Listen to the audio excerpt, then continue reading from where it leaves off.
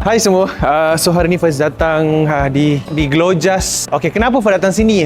Kalau tu korang tengok Faiz punya rambut ni, nampak tak? Dah makin berkurang. Of course, salah satu sebabnya adalah sebab Faiz buat surgery hari tu. At the same time because of Faiz stress. So, dan juga faktor umur lah, menyebabkan Faiz punya rambut sangat banyak gugur. So, kita nak buat treatment apa hari ni? Nantikan. Jom kita masuk tengok.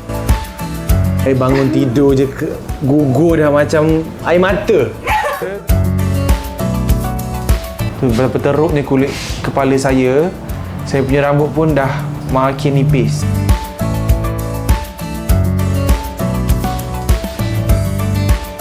Ditutup ya sebab kurang sopan.